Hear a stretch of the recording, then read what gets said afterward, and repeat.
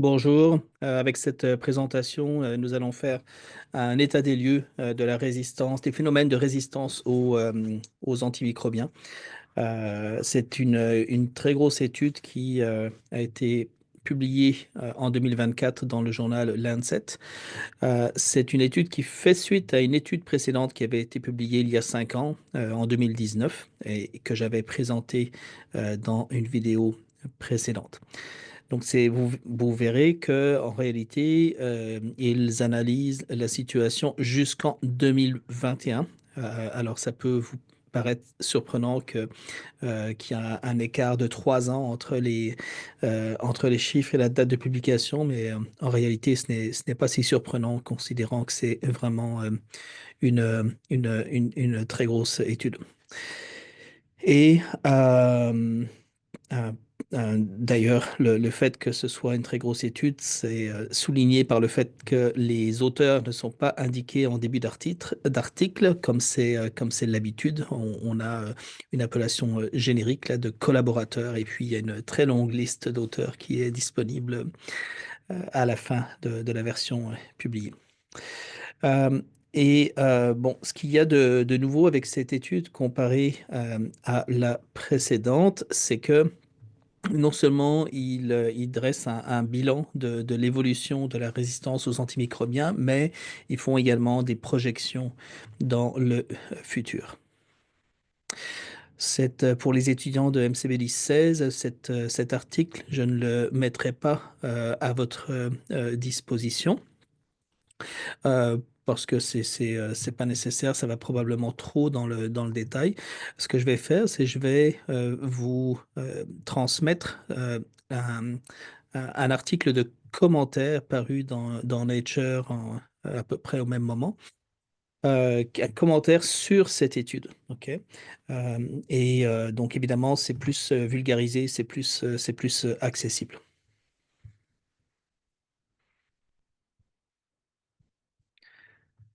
Donc, euh, ce que je vais faire ici, c'est simplement présenter quelques points saillants de cette étude parue dans le Lancet.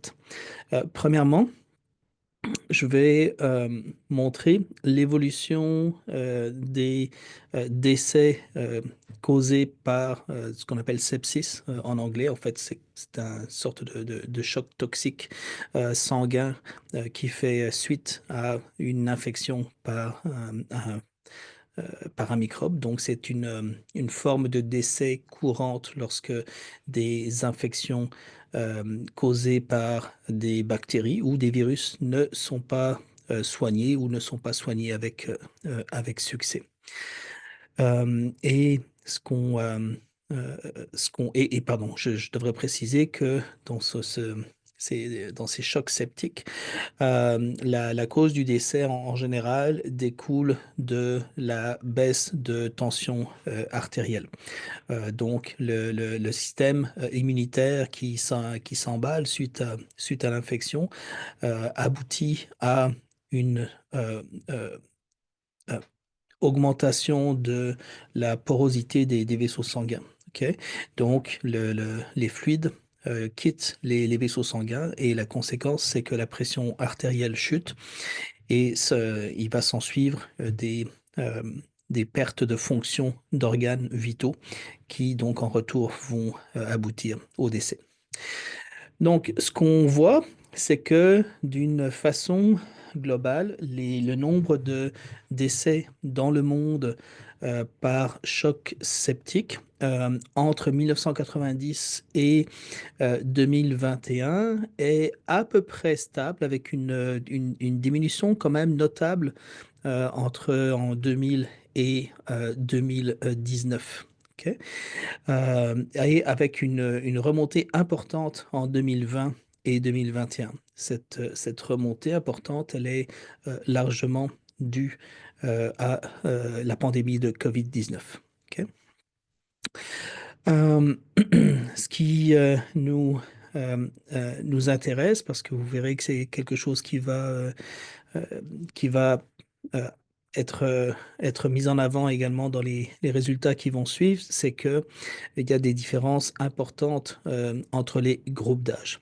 Donc, Si on part du bas ici, on a le résultat de mortalité pour les nouveau-nés, suivis des très jeunes, des bébés dans le fond de moins de 1 an, mais pas des nouveau-nés.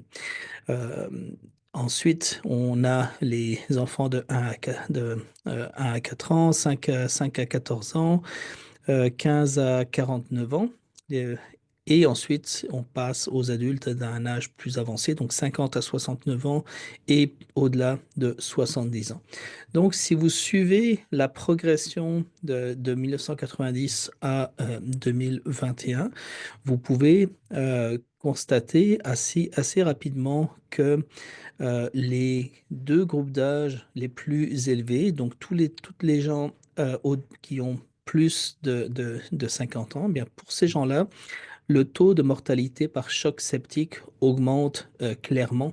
Et évidemment, c'est encore plus le cas en 2020-2021, puisque comme on le sait tous, la pandémie de COVID-19 s'est traduite par des complications parfois mortelles, principalement chez les personnes les plus âgées. OK? Par contraste, il y a une diminution notable de la mortalité chez les plus jeunes, donc chez tous les enfants de moins de 4 ans. OK. Donc, ce sont les trois premiers groupes ici.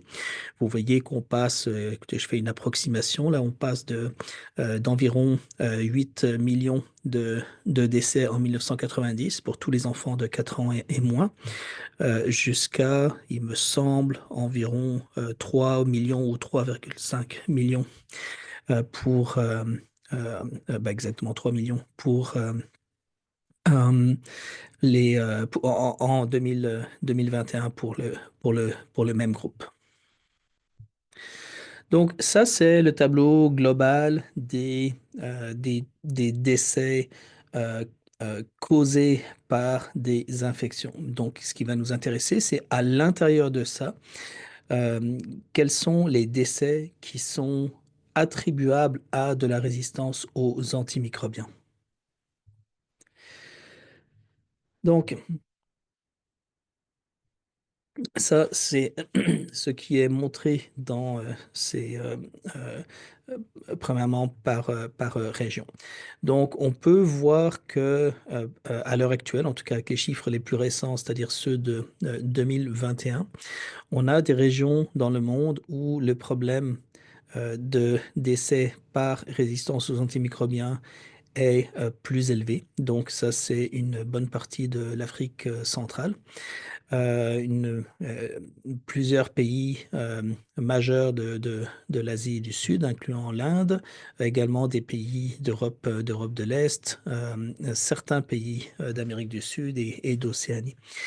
Ce qui est intéressant, c'est de voir la projection qui est faite. Donc, ces projections, évidemment, mettre euh, je veux modérer un petit peu cette étude immédiatement. C'est que, bon, écoutez, c'est une projection, ça restera toujours une projection.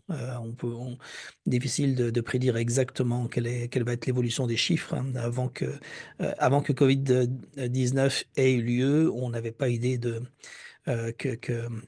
qu'une telle pandémie allait se produire, bien évidemment. Ces projections, elles se basent sur de multiples facteurs, l'évolution de la population, c'est-à-dire de l'âge, des différents groupes d'âge de la population dans chaque pays, le nombre de cas de résistance aux antimicrobiens, c'est-à-dire l'évolution de ces cas, c'est-à-dire est-ce qu'une souche résistante prend de l'ampleur ou présentement ou pas, la présence de médicaments pour soigner ces infections, etc., etc. Alors, les projections qui sont faites, c'est que en 2050, on aurait je vais dire entre 2021 et 2050, on aurait une forte augmentation du nombre de décès par résistance aux antimicrobiens. Et ça concernerait encore une fois plusieurs pays d'Europe de l'Est, la Russie, toujours plusieurs pays d'Asie du Sud, augmentation notable en Océanie également, augmentation plutôt forte, voire très forte en Amérique du Sud et dans plusieurs pays d'Amérique centrale, dont le Mexique. Augmentation aux États-Unis. Mais on peut signaler, les auteurs prédisent une diminution de ces décès en Afrique. Donc, je ne l'ai pas expliqué comment la légende était construite. Ici, on parle de taux de décès. Ok, donc, ce ne sont pas des nombres absolus, ce sont des taux. Ce serait le nombre de décès pour 100 000 personnes par année. Alors ici, on va avoir cette fois-ci des chiffres en valeur absolue à nouveau de décès attribuables à la résistance antimicrobienne, donc toujours entre 1990 et 2021. Et ce qui est montré, ce sont euh, les décès euh, euh, pour chacune des principales espèces bactériennes qui causent ces décès par résistance antimicrobienne. Donc, on a euh, à nouveau des barres, une barre pour chaque année, avec les souches qui sont indiquées ici en bas. On a Streptococcus pneumoniae qui cause des infections nosocomiales pulmonaires. On en a déjà parlé dans ce cours. Staphylococcus aureus.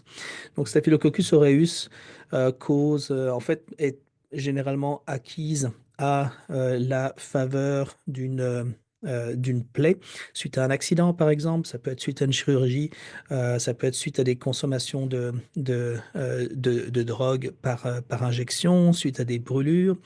Et c'est une bactérie qui est très présente dans l'environnement, très présente à la surface de notre corps. Et donc, quand il y a une plaie, la bactérie peut avoir accès au système sanguin et aller infecter des organes secondaires, par exemple le cœur, et les dommages causés par l'infection à ces organes secondaires, qui sont souvent des organes vitaux, sont en fait la source principale de mortalité, avec également le, euh, le, le syndrome de choc toxique sanguin qui est causé par la présence de la bactérie dans le sang. On a ensuite Pseudomonas aeruginosa, dont j'ai déjà parlé également, qui cause des infections opportunistes, souvent pulmonaires, mais pas seulement. Il peut y avoir des infections urinaires et d'autres types d'infections. On a Klebsiella pneumoniae qui cause des infections pulmonaires, là encore opportunistes. Vous voyez que la plupart de ces infections sont opportunistes. Elles touchent plus souvent les personnes qui ont des facultés immunitaires affaiblies, incluant les personnes dans les groupes d'âge euh, les plus, euh, les plus avancés. C'est pourquoi, évidemment, ces, ces, euh, ces groupes d'âge sont plus affectés par la rame. Et enfin, Escherichia coli, qui cause des infections souvent urinaires. Escherichia coli est une bactérie qui est présente de façon naturelle dans le système digestif, mais qui peut envahir les infections urinaires, qui peut causer également des problèmes de diarrhée infantile qui sont parfois mortels chez les jeunes enfants. Alors, lorsque on regarde, ok, je dois commencer par expliquer. Les auteurs ont divisé les, euh, les, toutes les populations à l'étude en deux groupes. Euh, et il s'agit de toutes les personnes de 5 ans et plus, et puis de toutes les personnes de 4 ans et moins. OK? Donc, évidemment, ça fait écho aux résultats précédents où on voyait une diminution des décès par choc septique chez les 4 ans et moins, et puis une augmentation chez les adultes plus âgés. OK? Euh, alors, de façon non surprenante, et on observe une forte diminution des décès attribuables à la résistance aux antimicrobiens chez les enfants. Ok. Et ça, c'est le cas pour plusieurs bactéries.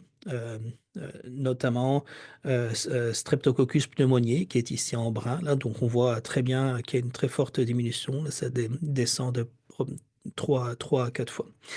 Euh, et on le voit aussi pour Klebsiella pneumoniae. Pour les adultes, il y a une augmentation, par contre, des décès et on constate cette augmentation des décès pour Pseudomonas aeruginosa, Escherichia coli et Staphylococcus aureus. OK?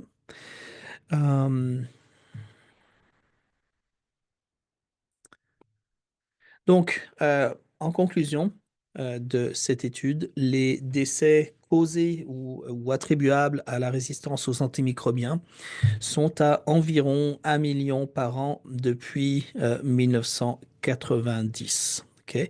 Et j'aurais dû préciser comment on arrive à ce 1 million. Bah, évidemment, pour chaque année, dans le fond, si vous ajoutez le chiffre obtenu pour les 4 ans, 5 ans et plus au chiffre obtenu pour les 4 ans et moins, bah, vous voyez ici, là, on est un petit peu en dessous de 500 000, puisque là, c'est le nombre de décès en milliers. Ici, on est un petit peu au-dessus de 500 000, donc vous voyez, on arrive à peu près à 1 million. Pour les chiffres les plus récents, ici en 2021, on a, euh, ici, j'estimerais qu'on est à peu près 900, entre 800 et 900 000 décès pour les adultes et puis 200 000 décès pour les enfants. Donc, il y a une légère augmentation du nombre de décès globalement, mais cette augmentation, elle est vraiment, vraiment associée aux personnes les plus âgées. OK. Donc, on est à peu près à 1 million par année depuis 1990, avec une augmentation régulière, mais la prédiction, c'est que cette augmentation va continuer et que d'ici à 2050, on pourrait avoir environ 2 millions de personnes, de décès euh, causés par la résistance antimicrobienne par an dans le monde. Cette augmentation, elle viserait, elle est, elle est déjà claire, donc elle vise les personnes de plus de 50 ans. Et c'est une tendance qui va continuer à s'accroître dans le futur. De façon concomitante, il y a une diminution des décès chez les jeunes enfants. On a aussi une augmentation relative des décès causés par des bactéries qui sont gram-négatives. Donc là encore, si je reviens en arrière, vous voyez que j'ai indiqué parmi les bactéries à l'étude ici lesquelles étaient des grammes négatives. Et euh, pour ce qui est des personnes les plus âgées, je vais juste,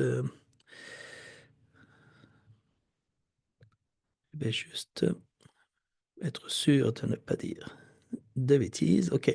Les grammes positives, OK, ce sont ici les streptococcus. Donc, les streptococcus, vous voyez qu'ils ont été groupés dans le bas du graphe. OK. Et si on compare la situation en 1990 avec la situation maintenant, il y a une diminution de l'importance des grammes positives. Et cette diminution, en passant, elle se voit surtout en fait chez les enfants de 4 ans et moins. OK? Et ça, c'est causé à la diminution de l'incidence de décès par Streptococcus pneumoniae chez les enfants. OK? Donc, on a présentement environ 60% des décès, environ 2 tiers en fait, qui sont causés par des bactéries gram négatives, ok, avec une augmentation qui est significative de l'importance relative de ces grammes négatifs. Donc ça rejoint quelque chose que j'ai déjà dit dans cette série de vidéos, à savoir qu'il est difficile de développer des nouveaux médicaments pour ces bactéries gram négatives. Enfin, il y a quelque chose sur un aspect du problème sur lequel les auteurs se sont penchés, c'est l'adéquation des traitements qui sont offerts. Il faut comprendre qu'une partie de ces décès causés par la résistance aux antimicrobiens sont dus au fait que les patients n'ont pas eu accès aux traitements les plus performants. Ok. Ou bien que le traitement n'a pas été suivi comme il l'aurait dû. Ok. Donc, si on, une, encore pour dire les choses autrement, une partie du problème, c'est que des gens sont affectés par, oui, par des souches qui sont résistantes à des traitements, mais parfois, il y a d'autres traitements meilleurs qui, qui, euh, qui n'ont pas été utilisés, probablement parce qu'il n'y avait pas d'accès dans la région en question, ou bien qui ont été mal utilisés. Donc, on peut penser par exemple à des traitements soit mal suivis, soit d'une durée insuffisante. Alors ça, c'est une partie du problème. C'est loin d'être le seul aspect, bien évidemment. Pour le futur, ce sera important de développer de nouveaux médicaments, mais c'est une partie du problème. Alors, merci pour votre attention.